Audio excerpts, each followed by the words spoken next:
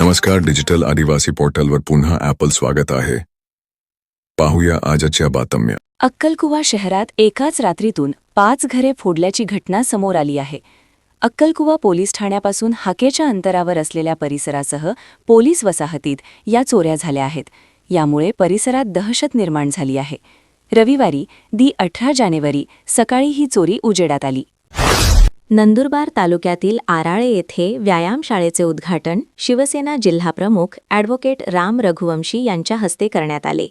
जिल्हा नियोजन समिती अंतर्गत नंदुरबार जिल्हा क्रीडा अधिकारी कार्यालयामार्फत सर्वसाधारण योजनेच्या माध्यमातून मंजूर 7 लाख रुपयांच्या अनुदानातून या व्यायामशाळेचे बांधकाम करण्यात आले. याप्रसंगी शेतकी संघाचे अध्यक्ष बी.के. पाटील, माजी सभापती विक्रमसिंह वळवी, माजी जिल्हा परिषद सदस्य देवमन पवार, शिवसेना तालुका प्रमुख डॉ. सयाजीराव मोरे, माजी पंचायत समिती सदस्य संतोष धनगर, कृषी उत्पन्न बाजार समितीचे संचालक अनिल गिरासे, भालेरचे उपसरपंच गजानन पाटील यांच्यासह गावातील युवक उपस्थित होते. शेतजमिनीचा ताबा व वहिवाटीवरून निर्माण होणारे वाद ग्रामीण भागातील मोठे सामाजिक आव्हान ठरत आहेत. अनेक प्रकरणे वर्षानुवर्षे न्यायालयात प्रलंबित राहून शेतकऱ्यांना मानसिक व आर्थिक त्रास सहन करावा लागतो. अशा वादांवर सामोपचाराने तोडगा काढण्यासाठी सुरू करण्यात आलेली सलोखा योजना शेतकऱ्यांसाठी दिलासादायक ठरत आहे. या योजनेला आता 1 जानेवारी 2027 पर्यंत मुदतवाढ देण्यात आली आहे.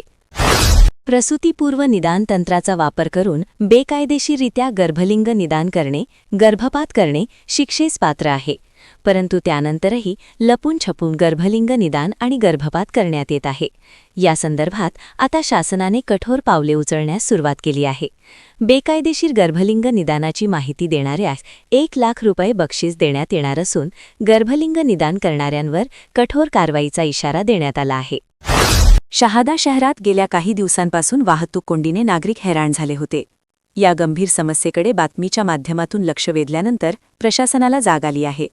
या वृत्ताची तातडीने दखल घेत शहादा नगरपालिका उपनगराध्यक्षा माधवी मकरंद पाटील यांनी पुढाकार घेतला असून पोलीस प्रशासनाने आता शहरात ठिकठिकाणी फौजफाटा तैनात केला आहे. रस्ते अपघातानंतर जखमींच्या जीवितासाठी अत्यंत निर्णायक ठरणाऱ्या गोल्डन अवरमध्ये उपचारांचा खर्च अडसर ठरू नये यासाठी केंद्र सरकारने महत्त्वाचा निर्णय घेतला आहे. नव्या कॅशलेस वैद्यकीय उपचार योजनेअंतर्गत रस्ते अपघातातील जखमींना 7 दिवसांसाठी 1.5 लाख रुपयांपर्यंत मोफत उपचार मिळणार आहेत. इतकेच नव्हे तर अपघातग्रस्ताला तातडीने रुग्णालयात पोहोचवून वाचविणाऱ्या मदतीनीसाला राहवीर म्हणून 25,000 रुपयांचे रोख बक्षीस देण्यात येणार आहेत. प्राण ही महत्त्वाकांक्षी योजना लवकरच राष्ट्रीय स्तरावर लागू केली जाणार असल्याची घोषणा केंद्रीय रस्ते वाहतूक व महामार्ग मंत्री नितीन गडकरी यांनी केली आहे. आयान साखर कारखान्याची कर्मचारी वसाहत समेश्वरपूर शिवारात आहे. वसाहतीत राहणारे गौतम रघुनाथ देशमुख यांच्या घराचा कडी कोयंडा तोडून चोरट्यांनी रोख 10,000 रुपये चोरून नेले. शैलेश उत्तम पाटील यांच्या घरातून 1,20,000 रुपये किमतीचे एकत्र तोळ्याचे सोने, 5,000 रुपये रोख रक्कम चोरून नेली. निलेश श्रीकिसन शेळके यांच्या घरातून 20,000 रुपये किमतीचे 4 ग्रॅम सोने व 10,000 रुपये रोख चोरून नेले. परिसरातच राहणारे किरण भगवान चौधरी आणि गोविंद बाळासाहेब भगत यांची दुचाकीही चोरवी चोरून नेली. मंजुळाबाई भीमराव भिल, रा सुतारे, तालुका नंदुरबार असे मयताचे नाव असून भीमराव झेप्रो पवार, कैलास भीमराव पवार, रा सुतारे अशी संशयित दोघांची नावे आहेत. पोलीस सूत्रांनुसार मंजुळाबाई हिच्याशी दोघे नेहमीच भांडण करीत होते. भांडण करून मारहाण करणे याला ती कंटाळली होती. त्यामुळे 18 जानेवारी रोजी सुतारे गावाच्या शिवारात नदीकाठावर असलेल्या ग्रामपंचायतीच्या विहिरीत उडी मारून आत्महत्या केली. याबाबत प्रकाश हंसराज गवळी, रा अजेपूर यांनी फिर्याद दिल्याने मंजुळाबाईंना आत्महत्यास केल्याप्रकरणी भीमराव पवार व कैलास पवार यांच्याविरुद्ध नंदुरबार तालुका पोलिसात गुन्हा दाखल करण्यात आला आहे. तपास सहाय्यक पोलीस निरीक्षक दिनेश भदाणे करीत आहेत. तळोदा तालुक्यातील रांझणी येथे श्री साईनाथ शिक्षण संस्थेतर्फे विद्यावर्धिनी निवासी आश्रमशाळेत 3 दिवसीय कर्मणीय महोत्सवाचे आयोजन करण्यात आले होते. या महोत्सवात विद्यार्थ्यांनी कला, क्रीडा, संस्कृती व अध्यात्म यांचे दर्शन घडवले.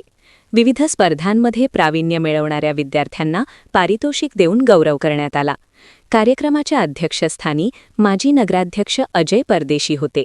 याप्रसंगी पोलीस निरीक्षक राजन मोहे, नगरसेवक शिरीष माळी, रवींद्र मोराणकर, दगडू शिरोळे, प्रकाश शिरोळे, डॉक्टर स्वप्नील बैसाणे, संजय वाणी आदी उपस्थित होते. श्री क्षत्रिय महाराणा प्रतापसिंह यांच्या पुण्यतिथीनिमित्ताने शहादा तालुका राजपूत समाज मंडळातर्फे अभिवादन करण्यात आले. नंदुरबार येथील यशवंत विद्यालयात नंदुरबार जिल्हा माध्यमिक व उच्च माध्यमिक शाळा शिक्षकेतर सेवक संघटनेची सर्वसाधारण सभा घेण्यात आली. सभेच्या अध्यक्षस्थानी नंदुरबार जिल्हा शिक्षकेतर संघटनेचे जिल्हाध्यक्ष अमित मराठे होते. सभेची सुरुवात सरस्वती मातेच्या प्रतिमेचे पूजन करून करण्यात आले. नंदुरबार येथील SA मिशन हायस्कूल व कनिष्ठ महाविद्यालयात 27व्या जिल्हास्तरीय विज्ञान प्रदर्शनाचे उद्घाटन करण्यात आले. या प्रदर्शनात 68 उपकरणे मांडण्यात आली आहे. कार्यक्रमाच्या अध्यक्षस्थानी नंदुरबार लोकसभा मतदारसंघाचे खासदार ॲडव्होकेट गोवाल पाडवी होते. याप्रसंगी आमदार राजेश पाडवी, शिक्षणाधिकारी भानुदास रोकडे, उपशिक्षणाधिकारी सोनवणे, उपशिक्षणाधिकारी डॉक्टर युनुस पठाण, गटशिक्षणाधिकारी जयंत चौरे, संस्थेचे कार्यकारी संचालक राजेश वळवी, चेअरमन मार्था अक्वा सुतार, प्राचार्य नूतन वर्षा वळवी, उपमुख्याध्यापक विजय पवार, प्राथमिक शाळेच्या मुख्याध्यापिका सुषमा कालू आदी उपस्थित होते. नंदुरबार येथील श्री स्वामी समर्थ विद्यानिकेतन संचलित KR पब्लिक स्कूलमध्ये सूर्यनमस्कार स्पर्धा घेण्यात आली. क्रीडा व युवक सेवा संचालनालय महाराष्ट्र राज्य पुणे यांच्या अंतर्गत नंदुरबार जिल्हा क्रीडा अधिकारी कार्यालय यांच्या वतीने आयोजित क्रीडा सप्ताह 2025-2026 अंतर्गत या स्पर्धा आयोजित केली. या क्रीडा सप्ताहाचा मुख्य उद्देश विद्यार्थ्यांमध्ये शारीरिक तंदुरुस्ती, क्रीडावृत्ती, संघभावना, शिस्त व नेतृत्वगुण स्पर्धा विकसित करणे हा होता. शाळेच्या वसतिगृहातील इयत्ता 5वी ते 9वीच्या सुमारे 100 ते 150 विद्यार्थ्यांनी कार्यात्मक सहभाग नोंदविला. यशस्वीतेसाठी मुख्याध्यापिका डॉक्टर छाया शर्मा, क्रीडा शिक्षक योगेश बेदरकर यांनी परिश्रम घेतले. क्रीडा सप्ताहाच्या समारोपात विजेत्या व उपविजेत्या विद्यार्थ्यांना प्रमाणपत्रे व पारितोषिके प्रदान करण्यात आली. संस्थेचे चेअरमन किशोरभाई वाणी, उपाध्यक्ष सिद्धार्थ वाणी यांनी यशस्वीतांचे कौतुक केले. प्रकाश शेंडगे यांच्या नेतृत्वाखालील OBC बहुजन आघाडी व काँग्रेस पक्षाची आघाडी झाली आहे. ही एक वैचारिक आघाडी असून आगामी जिल्हा परिषद निवडणुका एकत्रित लढू असा निर्णय यावेळी घेण्यात आल्याची घोषणा महाराष्ट्र प्रदेश काँग्रेस कमिटीचे अध्यक्ष हर्षवर्धन सपकाळ यांनी पत्रपरिषदेत केली. OBC बहुजन पक्षाचे नेते प्रकाश अण्णा शेंडगे यांनी त्यांचे सहकारी चंद्रकांत बावकर, JT तांडेल, पांडुरंग मिरगळ यांनी टिळक भवन येथे काँग्रेस प्रदेशाध्यक्षांसोबत सविस्तर चर्चा केली. नंदुरबार तालुक्यातील देवपूर येथील केडी गावित माध्यमिक विद्यालय व पूर्णम इकोविजन फाउंडेशन तसेच नंदुरबार डिस्ट्रिक्ट डेव्हलपमेंट काउन्सिल यांच्या संयुक्त विद्यमाने विद्यार्थी आणि शिक्षक यांनी ई-कचरा व्यवस्थापनाबद्दल गावात रॅली काढून ई-कचरा संकलन उपक्रम राबविला व गावात ई-कचराबाबत जागृती करणारे पत्रक वाटप केले. देवपूर येथील सरपंच यशवंती वळवी व पोलीस पाटील तुलसीदास वळवी हे या कार्यक्रमाचे प्रमुख पाहुणे उपस्थित होते. शहादा तालुक्यातील लाणेखेडा येथील स्वामी समर्थ नगरात राहणारा प्रमोद कृष्णा बोरसे वय 35 याने महिलेला पाहून वाईट शिवीगाळ व अश्लील हावभाव केला. याबाबत महिलेने शहादा पोलीस ठाण्यात फिर्याद दिली आहे. त्यानुसार प्रमोद कृष्णा बोरसे यांच्याविरुद्ध गुन्हा दाखल करण्यात आला आहे. केंद्रीय अर्थसंकल्प प्रत्येक वर्षी 1 फेब्रुवारीला सादर केला जातो. यावेळी 1 फेब्रुवारीला रविवार आला आहे. त्यामुळे या दिवशी अर्थसंकल्प सादर होणार की नाही याबाबत चर्चांना ऊत आला आहे. दरम्यान केंद्रीय मंत्री निर्मला सीतारमण या रविवारी 1 फेब्रुवारी 2026लाच केंद्रीय अर्थसंकल्प सादर करण्याची शक्यता आहे. वावद येथील केडी गावित माध्यमिक विद्यालयात ई-कचरा संकलनबाबत पूर्णम इकोविजन फाउंडेशन व नंदुरबार डिस्ट्रिक्ट डेव्हलपमेंट काउन्सिल यांच्या संयुक्त विद्यमाने कार्यशाळेचे आयोजन करण्यात आले होते. तसेच गावातून जनजागृती करण्यात आली. मुख्याध्यापक मनोहर साळुंके यांनी ई कचरा म्हणजे निरुपयोगी, खराब किंवा जुन्या इलेक्ट्रॉनिक वस्तू जसे की तुटलेले मोबाईल, संगणक, टीव्ही, प्रिंटर, सेल व इतर उपकरणे. या कचऱ्यामध्ये शिसे, पारा, कॅडमियम यासारखे विषारी घटक असल्याने ते पर्यावरणासाठी आणि मानवी आरोग्यासाठी धोकादायक ठरतात. त्यांची योग्य विल्हेवाट न लावल्यास गंभीर प्रदूषण होते. म्हणून या कचऱ्याचे व्यवस्थापन करणे आवश्यक आहे. संस्कृती आणि अध्यात्म संवर्धनासाठी प्रत्येकाने सिद्ध असले पाहिजे. तोच खरा राष्ट्रधर्माचा पाया आहे.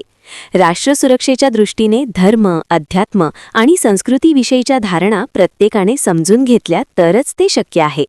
याचे महत्त्व जाणले नाही तर चहूबाजूने माजलेल्या दुष्ट शक्ती तुमचा विनाश करतील हे स्पष्ट आहे, असा संदेश कालीपुत्र कालीचरण महाराज यांनी दिला.